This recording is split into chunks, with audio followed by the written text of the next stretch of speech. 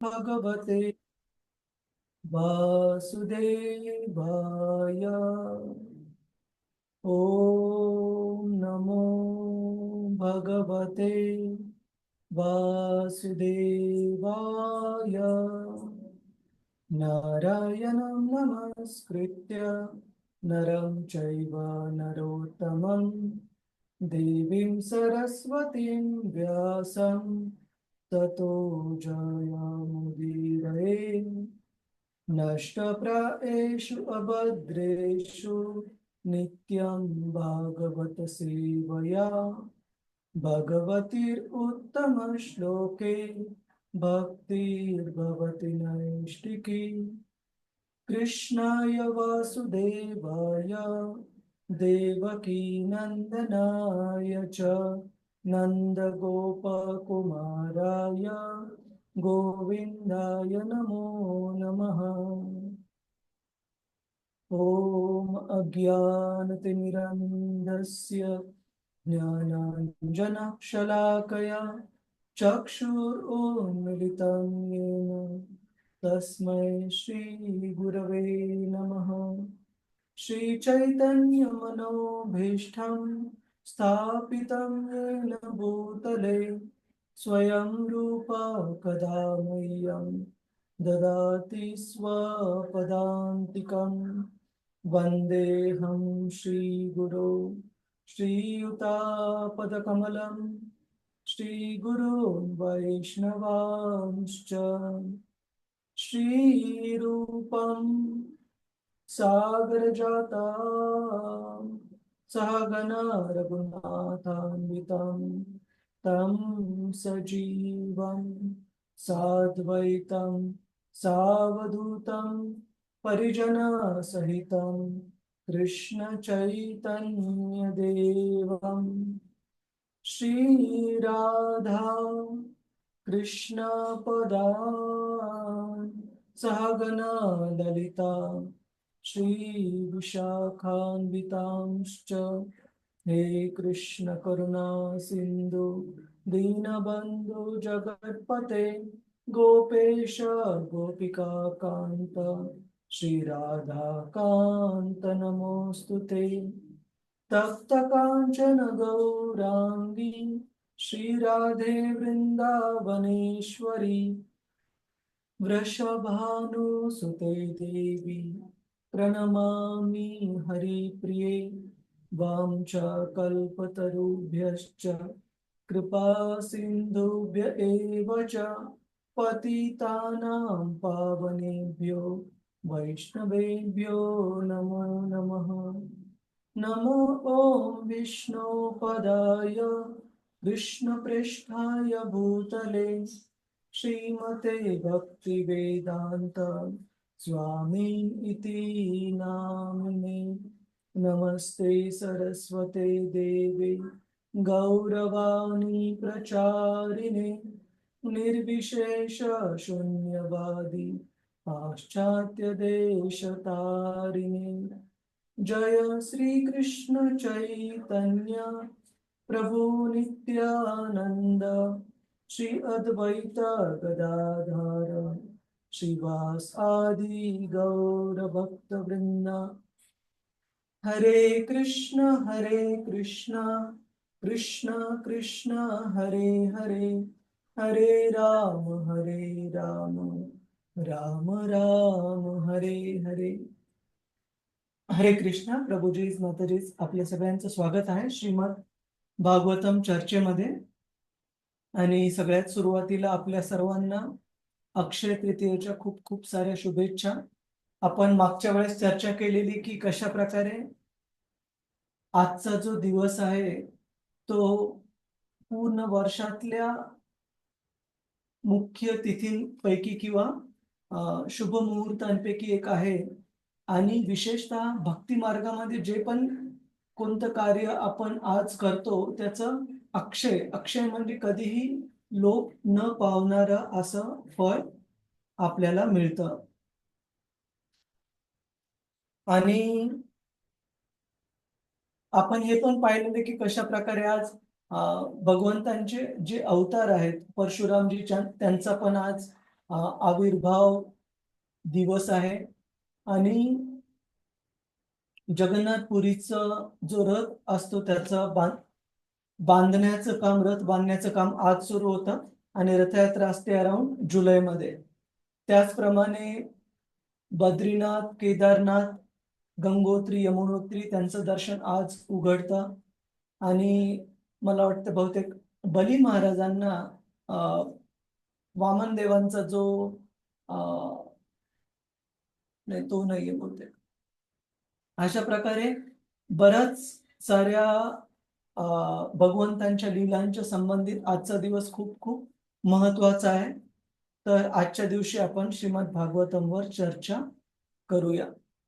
तर आपण मागच्या वेळेला पाहत होतो की कशा प्रकारे परीक्षित महाराज हे एका बैलाच्या रूपामध्ये धर्मराज आणि एका गाईच्या रूपामध्ये पृथ्वी देवी यांचा संवाद बघत आहेत आणि या दोघांनाही म्हणजे बैल आणि गाय यांनाही खूप सारी इजा केलेली आहे कलिपुरुषांनी.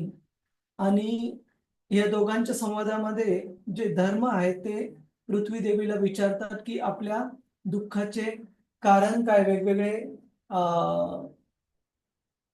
वेगवेगळे जे शक्य असणारे वेगवेगळे कारण आहेत ते धर्म सांगतात आणि त्याच्यानंतर पृथ्वी देवी उत्तर द्यायला लागते की हे धर्मराज, की आपण सांगितलेल्या सर्व प्रश्नांची उत्तर तर मी निश्चित देईन, परंतु तुमचे पण सत्य, दया, शौच आणि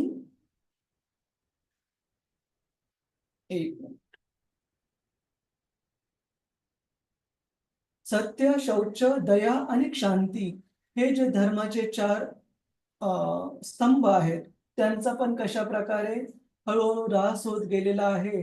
आणि त्यानंतर भगवंतांच्या वेगवेगळे गुण पृथ्वी देवी हे लिस्ट करते. जवळपास 40 गुण आपण पाहिले. कशा प्रकारे हे गुण धारण करणारे जे भगवंत आहेत ते आता पृथ्वीवर त्यांच्या लीला संपुष्टात आणून भगवत धामात परतलेले आहेत. आणि त्यानंतर या अध्यायाच्या आपण शेवटच्या चरणामध्ये आहोत आता, ज्याच्यामध्ये पृथ्वी देवी कशा प्रकारे सांगते की तिचं जे सौभाग्य होतं, तिचं जे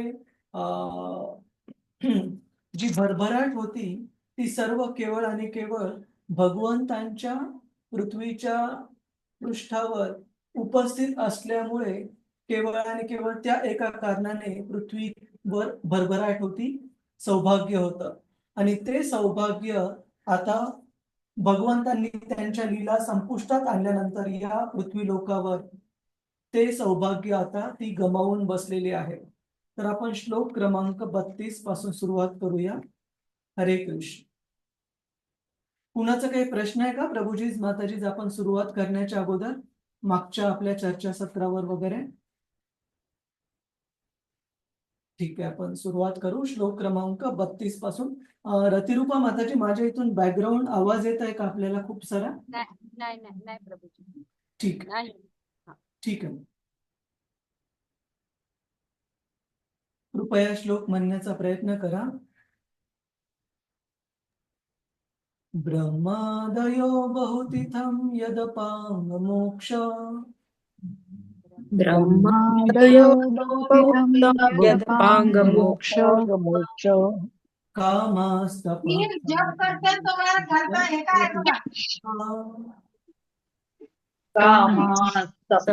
समाचरण भगवत प्रपन्ना श्री स्ववासमरविंद विद्वनं विहाय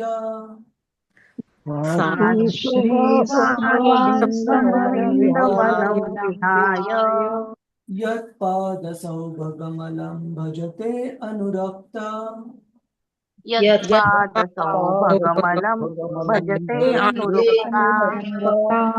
तस्याहम् अब्जकुलिशां कुशकेतुकेतै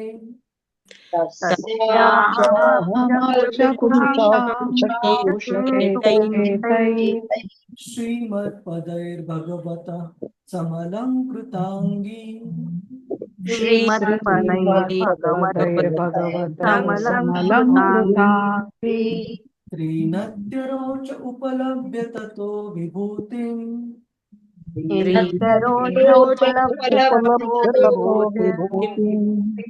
लोकान् समां व्यसृजदुत्स्मयतिं तदन्ते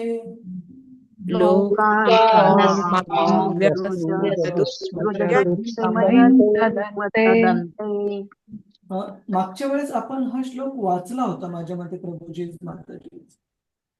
हो प्रभूजी. हो ना. आणि तात्पर्य पण पूर्ण आपण पाहिलं होतं ना माताजी. तात्पर्य नव्हतं पाहिलं पॅराग्राफ पाहिला होता. शेवटचा पॅराग्राफ राहिला होता प्रभूजी. ठीक आहे, काही हरकत नाही. आपण एकदा अनुवाद आणि तात्पर्य एकदा पुन्हा वाचू, काही हरकत नाही. कुणाला वाचायचंय का प्रभूजी माताजी? हरे कृष्ण. मी वाचू प्रभूजी? हा संजना माताजी. हरे कृष्ण. धन्यवाद प्रभूजी. हरे कृष्ण. सौभाग्याची देवी लक्ष्मी देवीचा कृपा कटाक्ष प्राप्त करण्यासाठी ब्रह्मादी देव श्रेष्ठांनी देखील भगवंतांना शरण जाऊन दीर्घ काळापर्यंत तपाचरण केले आहे. अशी लक्ष्मी देवी कमळवनातील आपले निवासस्थान सोडून भगवंतांच्या चरण कमळांच्या सेवेत निरंतर संलग्न राहते. त्या भगवंतांच्या चरण कमळावरील ध्वज, वज्र, अंकुश, कमळ आदी चिन्हांच्या ठशांनी अलंकृत झाल्याने मला तिन्ही लोकांच्या सौभाग्याहून थोर सौभाग्य आणि वैभव प्राप्त झाले होते. मी स्वतःला गर्वाने सौभाग्यशाली समजत होते, परंतु आता माझ्या सौभाग्याचा अंत झाला आहे. अंततः भगवंत मला सोडून गेले आहेत. तात्पर्य: जगाचे सौंदर्य आणि वैभव ही केवळ भगवंतांच्या कृपेनेच वाढतात, कोणत्याही मानवकृत योजनांनी प्रयत्नांनी नव्हे. भगवान श्रीकृष्ण जेव्हा या पृथ्वी तलावर वावरत होते तेव्हा त्यांच्या ध्वज, वज्रांकुश, कमळ चिन्हांकित चरणांच्या तळव्यांचे ठसे धुळीमध्ये उमटत असत आणि या विशेष कृपेचे फळ म्हणून वसुंधरेला एक प्रकारची परिपूर्णता लाभत असे. दुसऱ्या शब्दात सांगायचे तर मनुष्य आणि प्राणीसृष्टी यांना जीवनावश्यक वस्तू पुरवणारे जे मूळ स्रोत, नद्या, समुद्र, वने, पर्वत आणि खाणी हे सर्व आपापली कर्तव्य पूर्णपणे पार पाडित होते. त्यामुळे विश्वातील स्वर्ग, मृत्यू, पाताळ आदी तिहेरी व्यवस्थेमधील इतर सर्व लोकांपेक्षा पृथ्वीवरचे वैभव कितीतरी अधिक होते. त्यामुळे प्रत्येकाचीच अशी प्रार्थना असणार की भगवंतांची कृपा या पृथ्वीवर अशीच नित्य असावी, त्यांच्या अकारण करुणेचा लाभ आपणास मिळून आपण सुखी वासावे, जीवनातील आपल्या सर्व आवश्यकता पूर्ण व्हाव्यात. अर्थात एखादी व्यक्ती असा प्रश्न विचारेल की भगवंतांचे या लोकातील अवतार कार्य पूर्ण झाल्यावर जेव्हा ते स्वधाम गमनाची इच्छा करतात तेव्हा आपण त्यांना कसे थांबवणार? उत्तर असे की त्यांना थांबवण्याची काही आवश्यकता नाही. ते सर्व स्थित आहेत, ते सदैव आपल्या समवेत आहेत. केवळ आपण श्रवण कीर्तनाद्वारे त्यांच्या भक्तीत अनुरक्त असायला हवे. ज्याच्याशी भगवंतांचा संबंध नाही असे जगात काहीही नाही. भगवंतांचा हा संबंध शोधून कसा काढावा आणि तो शोधून तद्वारा निरपराध सेवा करून त्यांच्याशी कसे संबद्ध व्हावे ही विद्या आपण शिकून घेतली पाहिजे. दिव्य ध्वनीचे उच्चारण भगवंतांचे प्रतिनिधित्व करते, त्याद्वारे आपण भगवंतांशी जोडले जाऊ शकतो. भगवंतांचे पवित्र नाम आणि स्वतः भगवान एकच आहेत आणि जो निरागस रीतीने भगवंतांचे नाम संकीर्तन करतो त्याला भगवान आपल्या समोर उभे असल्याची प्रचिती येईल. आकाशवाणीवरील ध्वनी लहरींच्या मुळे जर आपणास मूळ गायिकाची किंवा वक्ता इत्यादी आंशिक अनुभूती येते तर भगवंतांच्या दिव्य नामस्मरणाने त्या ब्रह्मध्वनीने भगवंतांच्या अस्तित्वाची जाणीव झाल्याविना कशी राहील?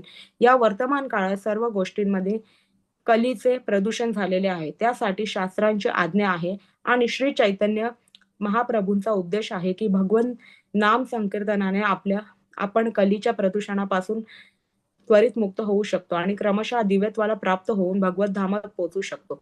अपराध शून्य झालेला भगवंत नामधारक भगवंतांसारखाच मंगलदायक असतो आणि अशा शुद्ध भक्ताच्या जगभरातील विचरणाने जगाचे दुःखमय स्वरूप लगेच पालटू शकते. केवळ भगवंत नाम संकीर्तनाचा प्रचार प्रसार करूनच आपण कलीच्या दुष्परिणामांना रोखू शकतो. हरे कृष्ण प्रभूजी. धन्यवाद. हरे कृष्ण. धन्यवाद. श्रील प्रभुपाद की जय. जय. तर आपण मागच्या वेळेला पाहिलेलं की कशा प्रकारे भगवंतांचं श्रवण, कीर्तन, स्मरण आणि भगवंतांचं प्रत्यक्ष उपस्थिती याच्यामध्ये फरक नाहीये.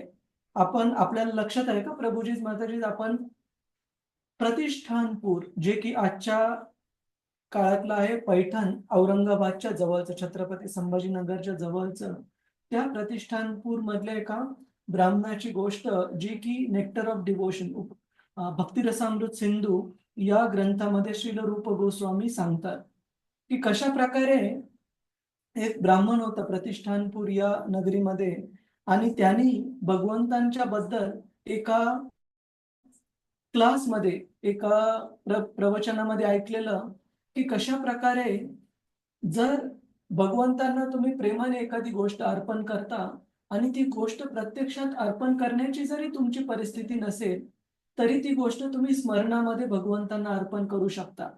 आणि अशा प्रकारे त्या ब्राह्मणाने एकदा स्मरणामध्ये भगवंतांना स्वीट राईस म्हणजे तांदूळ आणि दूध यांची खीर ऑफर करण्याचा, भगवंतांना अर्पण करण्याचं ठरवलं.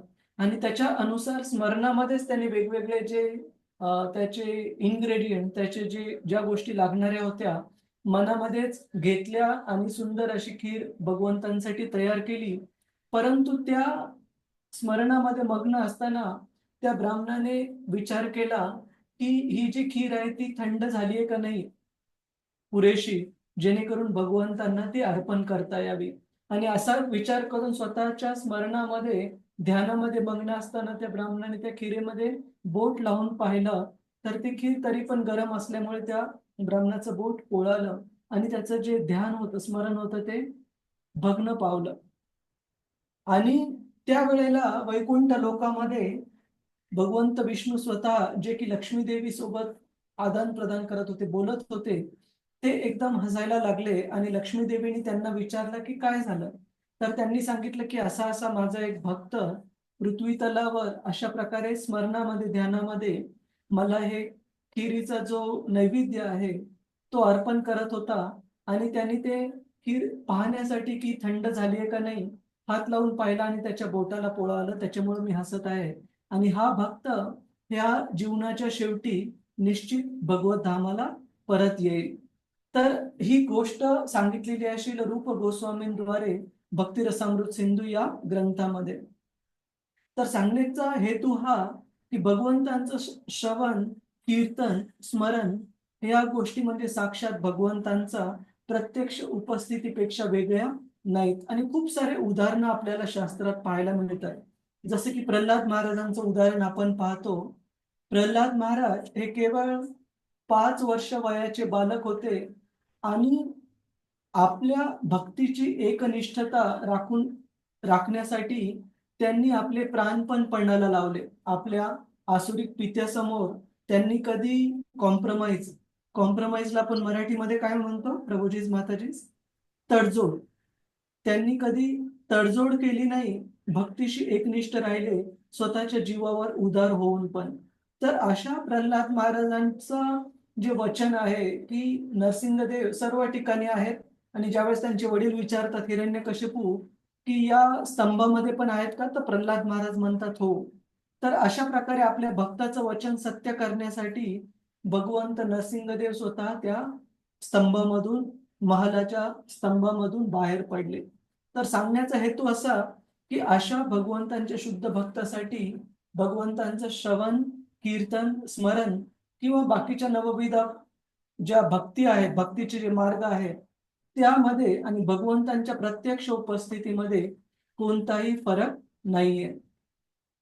त्याच्यामुळे भागवतामध्ये इथे सांगितलंय की कोणी असा विचार करू नये की भगवंत ज्या वेळेस प्रत्यक्षात उपस्थित होते, पृथ्वीवर इतकी सारी भरभराट होती किंवा सगळं काही सुख समृद्धी होती, परंतु भगवंतांनी पृथ्वीवरील आपल्या लीला संपुष्टात आणल्यानंतर भगवत धामात परतल्यानंतर पृथ्वी देवी सांगत आहे की तिचे सर्व सौभाग्य भगवंतांच्या जाण्याने ते सौभाग्य पण लोप पावले आहे. तर याचा अर्थ असा नाही की भगवंत जर या जगामध्ये त्यांनी लीला संपवल्या तर भगवत धामात जर परतले तर सर्व स्थिती जी आहे ती व्यवस्थित असू शकत नाही. भागवत सांगतं की जर आपण भगवंतांचं व्यवस्थित श्रवण, कीर्तन इत्यादी नवविध भक्तींद्वारे जर भक्ती केली तर निश्चित भगवंत उपस्थित असताना जो लाभ प्राप्त होतो तोच त्यांच्याबद्दल ऐकण्याने, त्यांचे उपदेश ऐकण्याने, त्यांचं कीर्तन ऐकल्याने आणि त्यांचं नामस्मरण केल्याने, त्यांचं नाव घेतल्याने तोच फायदा आपण पण प्राप्त करू शकतो. येणाऱ्या एक मिनिट येणाऱ्या अध्यायामध्ये आपण पाहू की कशा प्रकारे पांडव ज्या वेळेस भगवंत या पृथ्वी लोकावरील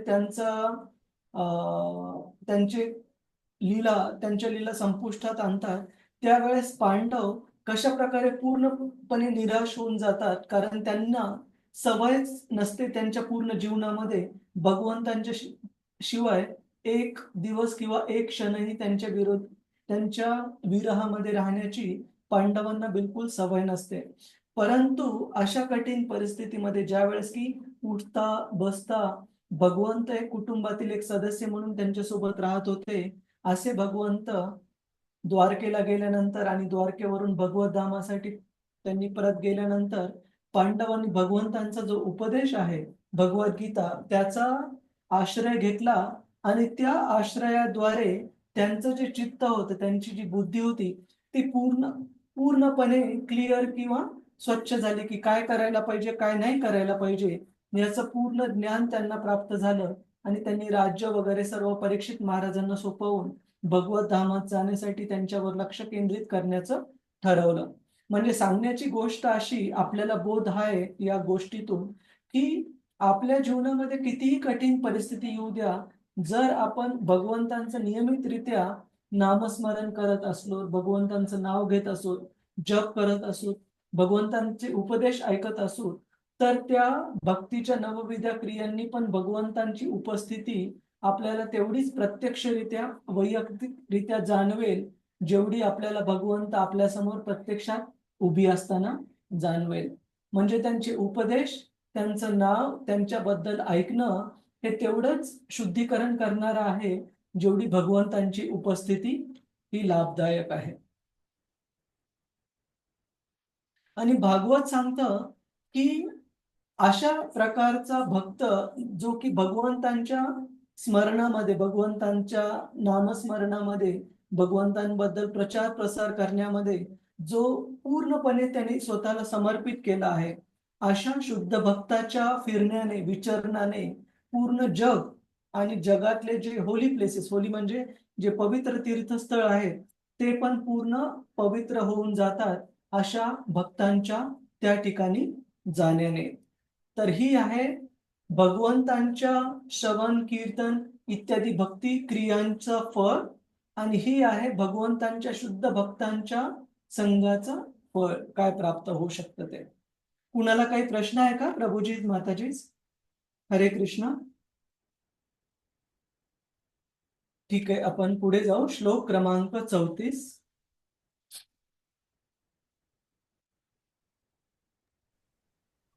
यो वै ममाति भरमासुरवंशराज्ञा यो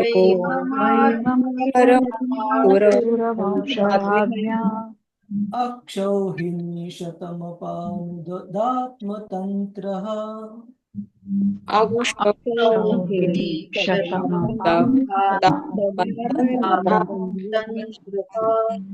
बान्धुस्थमूलपदमात्मनि पौरुषेण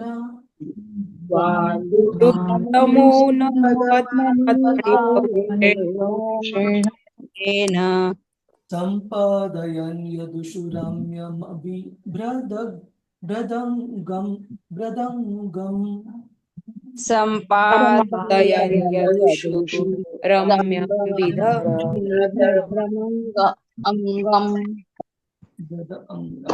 कुणाला वाचायचंय का प्रभूजी माताजी? मी हरे वाचू कृष्ण. का प्रभूजी? हा, अलका माताजी. हरे कृष्ण. हरे कृष्ण प्रभूजी, दंडवत प्रणाम. धन्यवाद. हे धर्ममूर्ते, नास्तिक राजांच्या सैनिकी दळभाराचा मला प्रचंड भार झाला होता, परंतु भगवंतांच्या कृपेने माझी त्यातून सुटका झाली.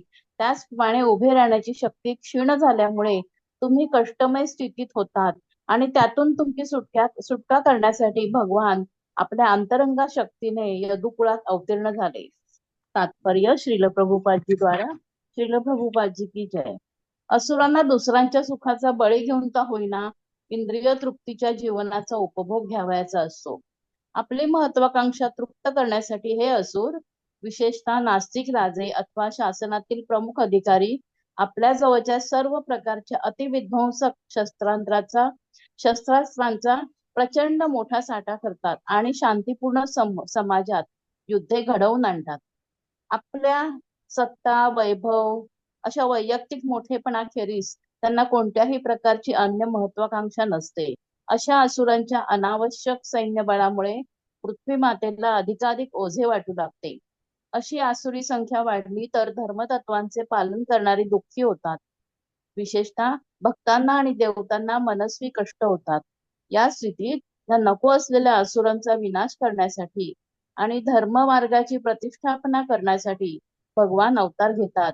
हेच भगवान श्रीकृष्णाचे अवतार कार्य होते आणि ते त्यांनी पूर्णपणे सफळ केले. श्रील हरे प्रभुपादजी की जय. जय. हरे कृष्ण. धन्यवाद हरे कृष्ण.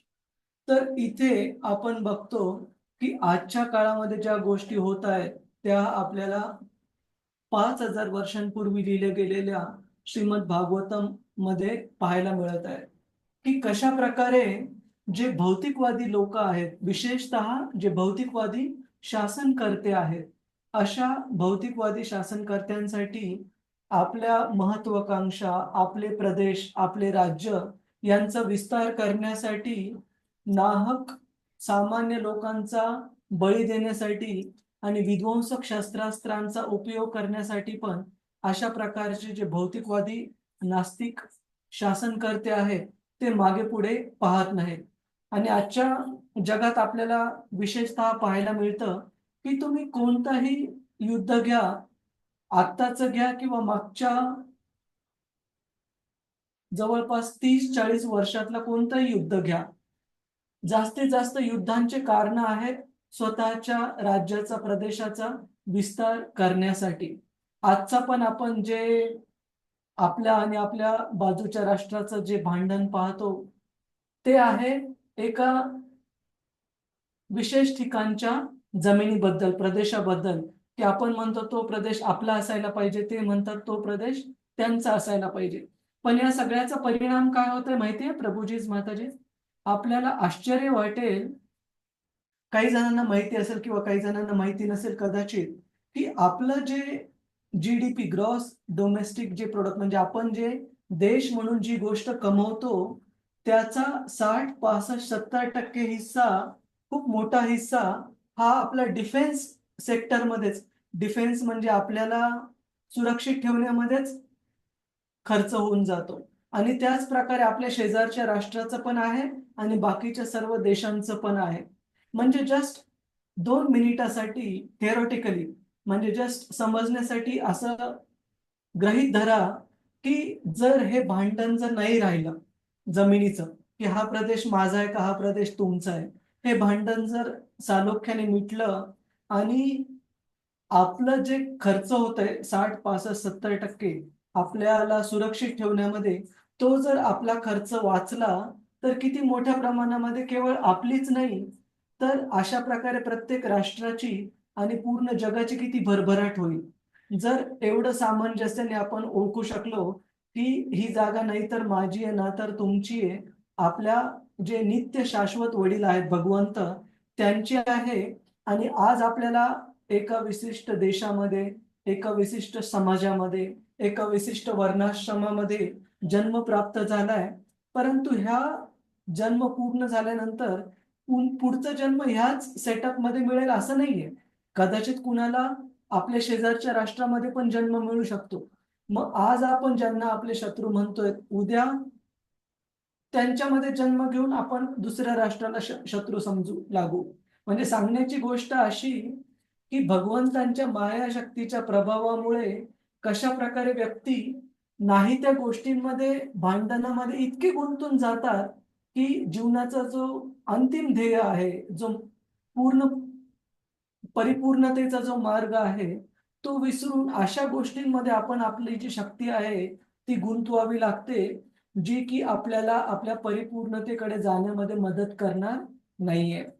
तर फक्त समजण्यासाठी आपण हे समजू शकतो की किती मोठ्या प्रमाणामध्ये पैसा, अडका आणि शक्ती वगैरे या गोष्टी गुंतवल्या जात आहेत केवळ आणि केवळ संरक्षण प्राप्त करण्यासाठी.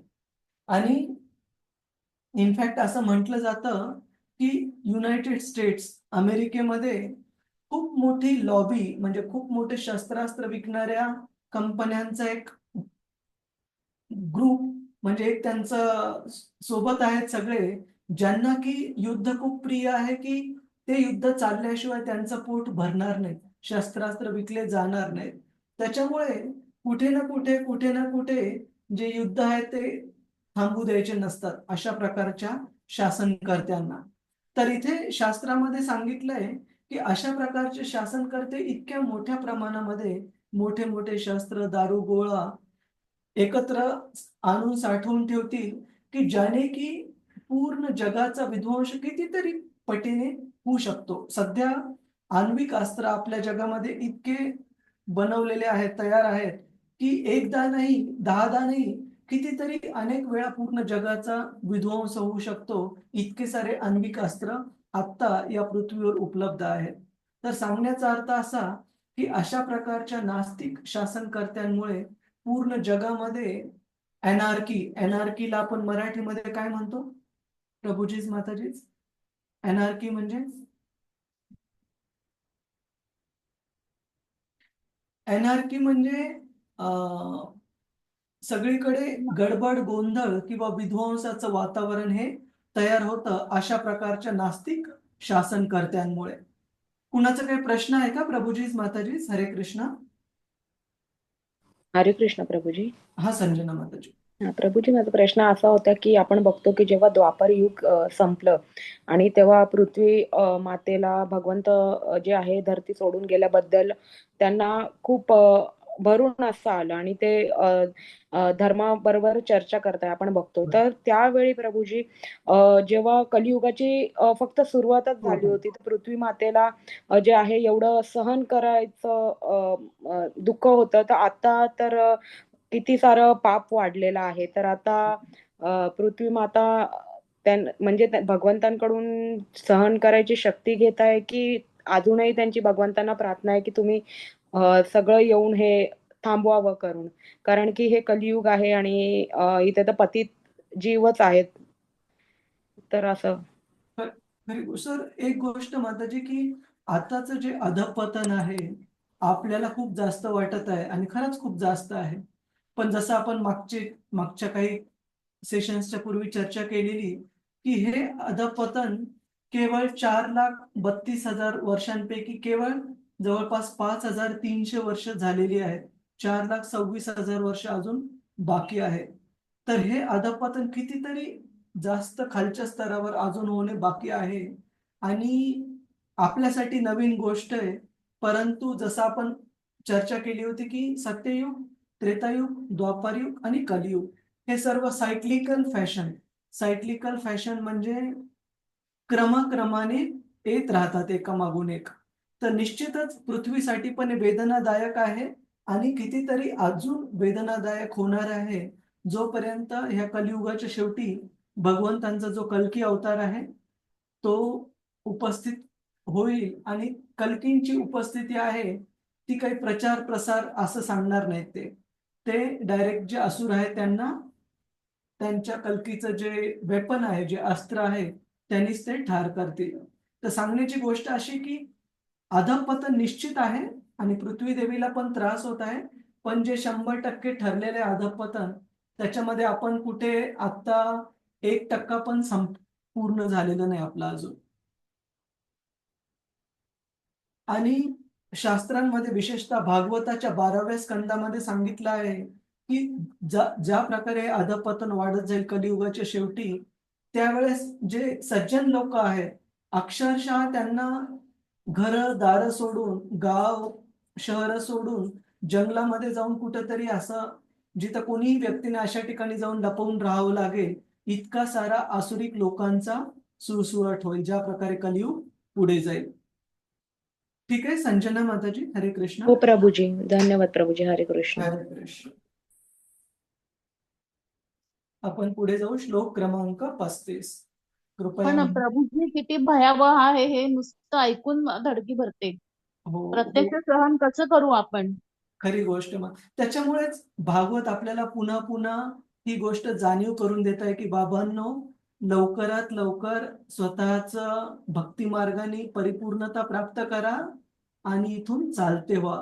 विशेषतः या 4,32,000 वर्षांपैकी प्रभुजीज माताजीज जे सुरुवातीचे 10,000 वर्ष आहेत ते खूप विशेष आहेत. कधीपासून 10,000 वर्ष? चैतन्य महाप्रभूंनी हरिनाम संकीर्तन दिल्यापासूनचे. तर या सुरुवातीच्या 10,000 वर्षांमध्ये आपल्याला कन्सेशन आहे की हरिनामाच्या नामजपाने जीवनामध्ये परिपूर्णता प्राप्त करून भगवत धामात परत जाण्यासाठी आपल्याला संधी उपलब्ध आहे. त्याच्यानंतर पण हरिनाम राहील, परंतु त्याचा भगवत धामात परत जाण्यासाठी जे कन्सेशन आहे, कन्सेशनला मराठी जी सवलत आहे ती सवलत असणार नाही. त्याच्यामुळे श्रील प्रभुपादजी म्हणतात की जे बुद्धिमान लोक आहेत त्यांनी या भक्ती मार्गाचा फायदा घ्यायला पाहिजे आणि स्वतःचं जीवन परिपूर्ण करायला पाहिजे. हरे कृष्ण. तर खरं हरे आहे कृष्ण माताजी, प्रभूजी. तुम्ही म्हणताय. हरे कृष्ण. हा माताजी. प्रभूजी प्रभूजी मला माताजींनी आता विचारलं त्याच्यावर मला एक प्रश्न आला की प्रभूजी आता सध्या आपण बघतो की खूप असं युट्यूबवर व्हिडिओज वगैरे येतात बघतो की हे रास अशी ते ग्रह असे याची कुंडली अशी त्याची कुंडली. तर प्रभूजी मी पण असं खूप ठिकाणी ऐकलं, पण माझा असा प्रश्न होता की जे पण जे आपण बघतो की साधारणतः आपण वेळ बघतो, ग्रहांची दशा बघतो, या सगळ्या गोष्टीवर आपण बोलतो असं आहे आयुष्य तसं आहे. तर भगवंतांचं नाव घेऊन आणि भगवंतांची पूर्ण भक्ती घेऊन तर आपल्याला त्या सुद्धा गोष्टी बदलता येतील ज्या शक्य आहे या गोष्टींमुळे ना, की ज्या आपण बघत हो, असो हो. की काही काही बोलतात की ग्रहांची दशा अशी आहे तर तुम्हाला हे नाही मिळणार, तुम्हाला ते नाही. आपण युट्यूबवर पण बघतो खूप साऱ्या व्हिडिओ अशा बोलतात की तुमचं हे तुमचं ते आहे असं हो सगळं. तर भगवंतांचं आपण जर नामस्मरण केलं, भक्ती केली तर आपण आहे त्या गोष्टी पण बदलू शकतो असं एवढी शक्ती आहे भगवंतांच्या नावामध्ये ना. हो हो माताजी. तर शास्त्रामध्ये असं सांगितलंय की भगवंतांच्या नामस्मरणाने जे पाप आणि पापांचे जे कर्मफळ असतात पापकृत्यांची, ते अशा प्रकारे दूर उडतात ज्या प्रकारे आपण टाळ्या वाजून पक्ष्यांना घाबरवून उडू शकतो. हो ना? तर दोन प्रकारचे गोष्टी कार्य करतात माताजी. एक आहे कर्ममीमांसा. कर्ममीमांसा म्हणजे आपल्या कर्मानुसार जे कर्मफळ प्राप्त होणार आहे, मग त्या कर्मकांडामध्ये आपल्याला जे वेगवेगळे ग्रह आहेत त्यांची स्थिती निश्चितच इन्फ्लुएन्स म्हणजे प्रभाव टाकणार. परंतु जेवढं आपलं भगवंतांच्या भक्तीमध्ये समर्पण आहे, तेवढ्या समर्पणाच्या मेजर किंवा तेवढ्या समर्पणाच्या प्रमाणे भगवंत आपल्या जीवनामध्ये काय फळ द्यायचं ते स्वतः ठरवतील. परंतु जेवढं आपल्या जीवनामध्ये भक्तीमध्ये समर्पण नाहीये, तेवढ्या अंशी आपण आपल्या कर्मफळांच्या आहारी आहोत. मग कर्मफळ ठरवतील की आपल्याला कधी आनंद प्राप्त व्हायला पाहिजे, कधी कोणत्या प्रकारचं दुःख प्राप्त व्हायला पाहिजे. तर तुम्ही जो प्रश्न विचारला की विशेषतः जे भक्त पूर्णपणे समर्पित आहेत भगवंतांच्या सेवेमध्ये, त्यांना ह्या सगळ्या गोष्टी पाहण्याची गरज नाही की ग्रहांची स्थिती काय आहे, मुहूर्त शुभ आहे का नाही, हे सगळं काळजी कर किंवा भविष्यामध्ये काय लिहिलेलं आहे, त्यांना हे सर्व पाहण्याची गरज नाही. इनफॅक्ट भागवतम तर सांगतं की आपल्या जीवनाच्या परिपूर्णतेसाठी जे अनुकूल आहे, भगवंत स्वतः त्याप्रमाणे आपल्या जीवन जीवन काळामध्ये पण बदल करू शकतात. म्हणजे ते पण भगवंत करू शकतात. जसं आपण ज्यांनी कुणी इंजिनिअरिंग वगैरे केली असेल त्यांना माहिती असेल की इंजिनिअरिंगमध्ये कसं असतं प्रभूजीज माताजी, समजा पूर्ण वर्षभरामध्ये पहिलं सेमिस्टर आणि दुसरं सेमिस्टर म्हणून मिळून 700 किंवा 800 काय मार्क आहेत ते आहेत पूर्ण वर्षाचे. तर त्या 800 मार्कांपैकी समजा पहिल्या सेमिस्टरमध्ये तुम्हाला काय मार्क मिळाले 55, 60, 65 सगळे विषय क्लिअर आहेत समजा. आणि दुसऱ्या सेमिस्टरमध्ये तुम्ही जे 5 विषय आहेत त्याच्यापैकी 4 विषय क्लिअर करता, म्हणजे पहिल्या सेमिस्टरचे 5, दुसऱ्या सेमिस्टरचे 4 मिळून 9 विषय तुमचे क्लिअर झालेले आहेत. पण 10व्या विषयात पासिंग मार्क असतील 40 इंजिनिअरिंगला आणि तुम्हाला पडलेत 35. तर युनिव्हर्सिटी काय करते की तुम्हाला जर थ्रेशोल्ड पेक्षा वर मार्क असतील 33, 34, 35 असा त्यांचा थ्रेशोल्ड असतो, तर जे 5 मार्क ग्रेस मार्क आहे ते युनिव्हर्सिटी स्वतः देते ग्रेस मार्क म्हणून. का? की बाबा मुलगा किंवा हा विद्यार्थी 10 पैकी 9 सब्जेक्टमध्ये पास झालेला आहे आणि एका सब्जेक्टमध्ये थोडक्यामुळे पासिंग मार्क कमी पडत आहेत, तर ते ग्रेस मार्क दिले जातात जेणेकरून तो मुलगा त्या वर्षी नापास होऊ नये. त्याचप्रमाणे भगवंत भगवद्गीतेत सांगतात की जो कोणी भक्ती मार्गाला जोडलेला आहे, भगवंत जिथं कुठं काही कमी आहे तिथं ती कमी पूर्ण करतात आणि ज्या गोष्टी आपल्या जीवनामध्ये आहेत भक्तीसाठी अनुकूल आहेत त्या गोष्टींचं संरक्षण करतात. तर अशा प्रकारे भक्तांसाठी कर्मकांडांवर अवलंबून राहण्याची गरज नाहीये, परंतु जे भौतिकवादी व्यक्ती आहेत, जे भक्तीमध्ये जोडलेले नाहीयेत, त्यांना निश्चितच कर्मकांडाच्या ज्या गोष्टी आहेत त्या प्रभावित करतात. प्रभुजीज माताजीज.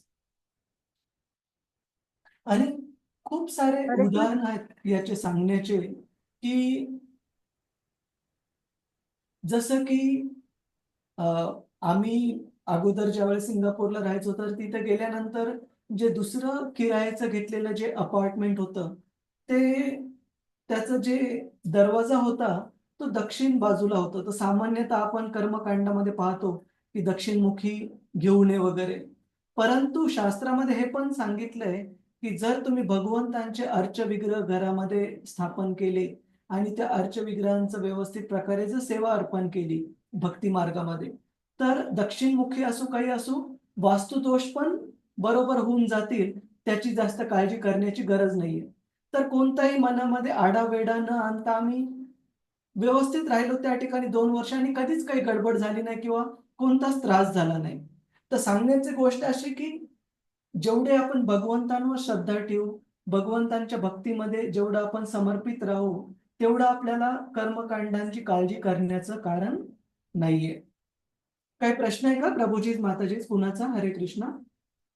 हरे कृष्ण प्रभूजी. पण भक्ती आपण म्हणतो पण कधी कधी मन विचलित होतं, पूर्णपणे लक्ष लागत नाही आणि पटकन मन डिस्ट्रॅक्ट होतं. कधी काही झालं तर वाटते शी बाबा, एवढं सगळं आपण करतोय आणि आपल्या मनासारखं होत नाही काही. कदाचित आपण जास्त अपेक्षा करत असू, पण तरी पण मग अशा वेळेला मन डिस्ट्रॅक्ट होतं आणि मग जाऊ दे, नको नको करूया असं वाटतं. म्हणजे समजतं आपली चुकी आहे, पण ते परत तसंच होतं कधी कधी. मला खूप त्याचा त्रास होतो. हा, तर म्हणजे जी जी शुद्ध भक्ती आहे ना, ती आपल्या मनासारखं होण्यासाठी नाही, तर भगवंतांच्या मनासारखं होण्यासाठी आहे. तर जसं की एकदम पूर्ण प्रकारे समर्पित भक्तांचं आपण उदाहरण पाहू. पांडवांचं उदाहरण घ्या. महाभारत किंवा श्रीमद भागवतामध्ये पांडवांचं जे जीवन दिलेलं आहे, पूर्ण लहानपणापासूनच्या जीवनामध्ये एकानंतर एक अडचणी सुरूच आहेत, एकानंतर एक संकटे सुरूच आहेत. म्हणजे त्यांची जी आई होती कुंती देवी, कुंती देवीचं लग्न होण्याच्या अगोदरपासून संकट सुरू आहेत. लग्न होण्याच्या अगोदरच त्या माता बनल्या कर्णाच्या. मग त्या बाळाला कुठं सोडायचं, काय करायचं तिथून सुरुवात झाली. त्याच्यानंतर तरुणपणीच नवरा गेला. त्याच्यानंतर मुलं लहान असतानाच जे त्यांचे काका होते मुलांचे, ते खूप ईर्ष्याळू होते आणि चुलत भाऊ वगैरे पण खूप ईर्ष्याळू होते. त्यांनी खूप कपट कारस्थानं रचली. त्यांना ठार मारण्याचा प्रयत्न केला गेला. तर अशा प्रकारे पांडवांच्या जीवनामध्ये एक नाही, एकानंतर एक संकट आपल्याला दिसतात. परंतु या सर्व संकटांच्या स्थितीमध्ये पण ते पूर्ण प्रकारे भगवंतांच्या सेवेमध्ये समर्पित राहिले. कधी असं नाही म्हणाले की भगवंत तुम्ही आम्हाला का संकट देत आहात. इनफॅक्ट कुंती देवींचा खूप प्रचलित, खूप फेमस अशी प्रार्थना आहे की हे भगवंत, तुम्ही ह्या अडचणी आणि संकट जीवनामध्ये पुन्हा पुन्हा येऊ द्या माझ्या. का? कारण या अडचणींच्या काळामध्ये तुम्हाला स्मरण करणं हे सोपं आहे आणि ज्या ज्या वेळेस तुम्हाला स्मरण होईल त्या त्या वेळेस पुन्हा पुन्हा या जन्म मृत्यू चक्राचा दर्शन घेणं गरजेचं नाहीये, म्हणजे आपण भगवत धामात जाऊ शकू.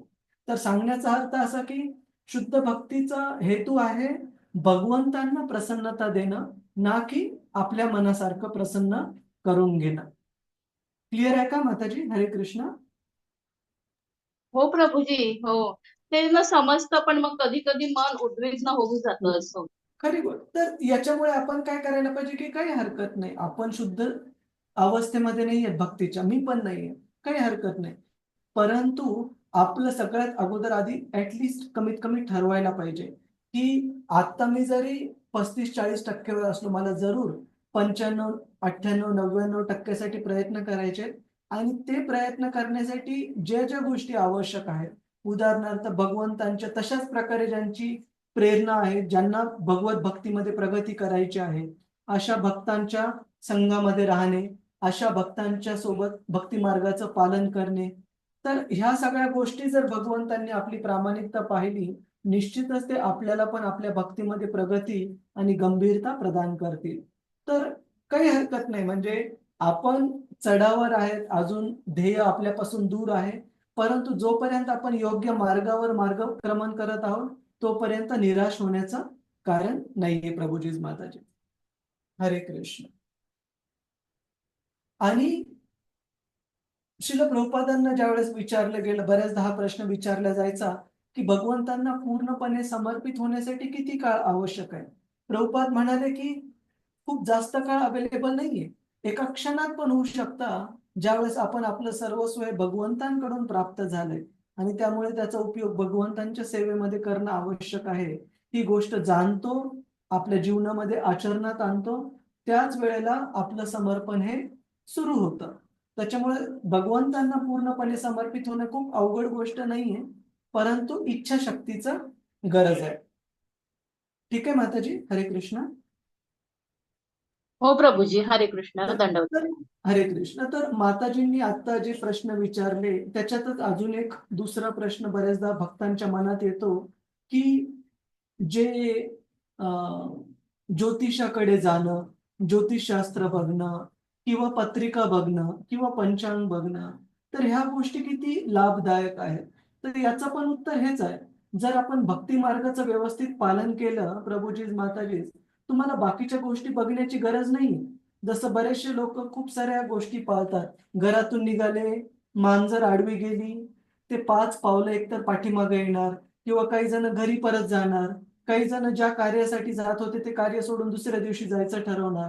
हे सगळ्या कर्मकांडांच्या गोष्टींवर आपण काळजी करण्याची गरज नाहीये, जर भगवत भक्तीमध्ये आपण व्यवस्थित प्रकारे जोडलेले आहोत तर.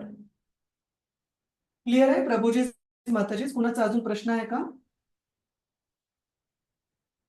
नाही एका प्रभूजी. प्रभूजींचा हात रेस्ट होता. आदित्य प्रभूजी तुमचा होता का? तुम्ही हात रेस केलेला, काही विचारायचं होतं तुम्हाला? आदित्य गवळी प्रभूजी किंवा बाकीचे कोणी भक्त अजून? ठीक आहे, आपण पुढे जाऊया. हरे कृष्ण. श्लोक क्रमांक 35. आपण हा अध्याय आज संपवण्याचा प्रयत्न करूया. हरे कृष्ण. अध्याय क्रमांक 16, श्लोक क्रमांक 35. का वा सहेत विरहं पुरुषोत्तमस्य कावासहेतिरहं पुरुषोत्तमस्य प्रेमावलोकरुचिरस्मितवल्गुजल्पै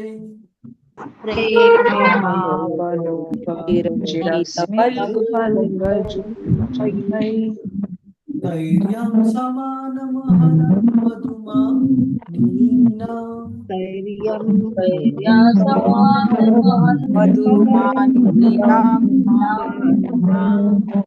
रोमोत्सवो मम यदाङ्घ्रि विटङ्किताया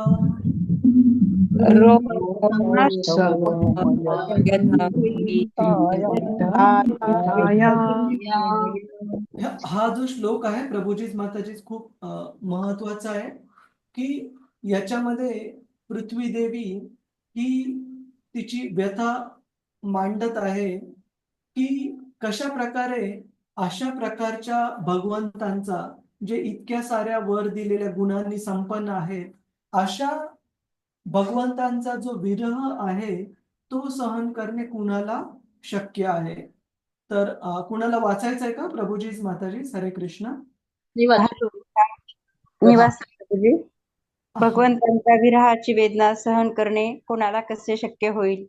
आपले प्रेमळ स्मित, सुखद नेत्रकटाक्ष आणि हृदयंगम मधुर भाषण यांच्या योगाने ते सत्यभामे सारख्या प्रेयसीचे गांभीर्य आणि प्रणयकोप जिंकत असत. जेव्हा ते माझ्या पृष्ठावरून भ्रमण करीत तेव्हा मी त्यांच्या चरणकमलाच्या पराग धुळीमध्ये बुडून जात असे आणि त्या आनंदात गवताच्या रूपाने माझ्या अंगावर रोमांच उभे राहत असत.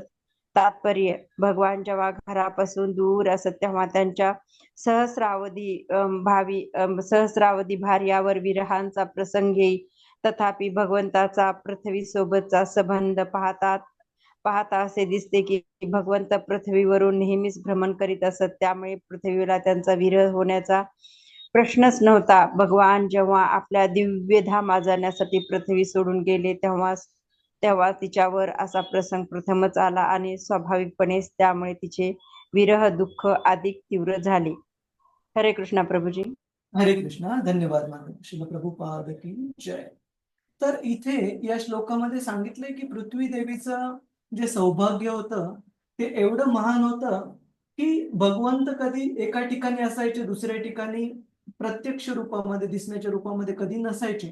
जसं की कृष्णांनी वृंदावन कधी सोडलं प्रभुजीज माताजीज? किती वय होतं त्यांचं? 11 वर्ष. 11 प्रभुजी.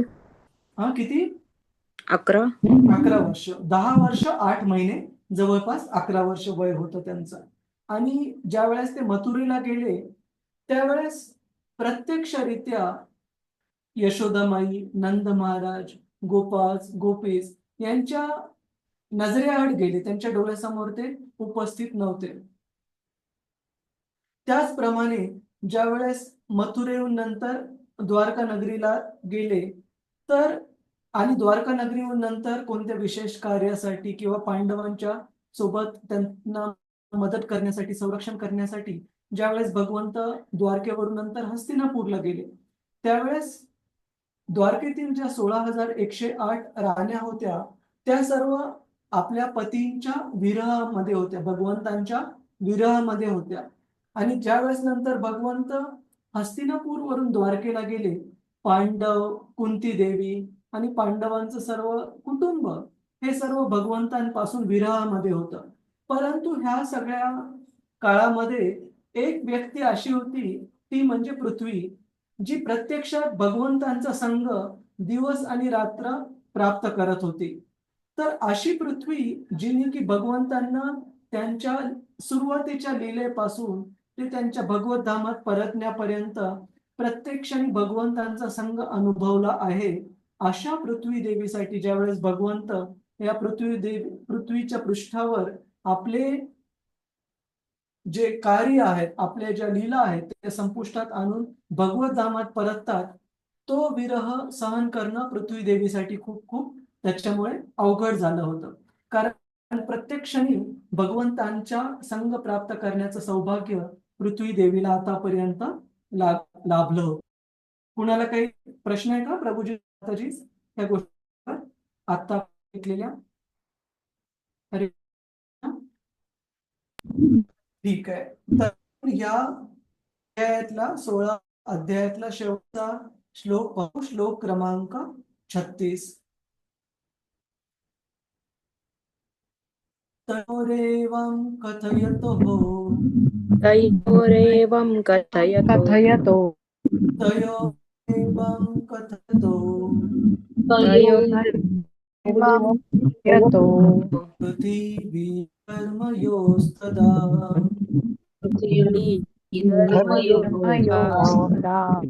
परिच्छिन्नाम राजर्षि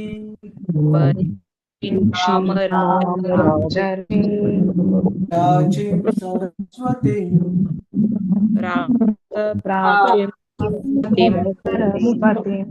प्राप्त प्राचीं सरस्वतीं.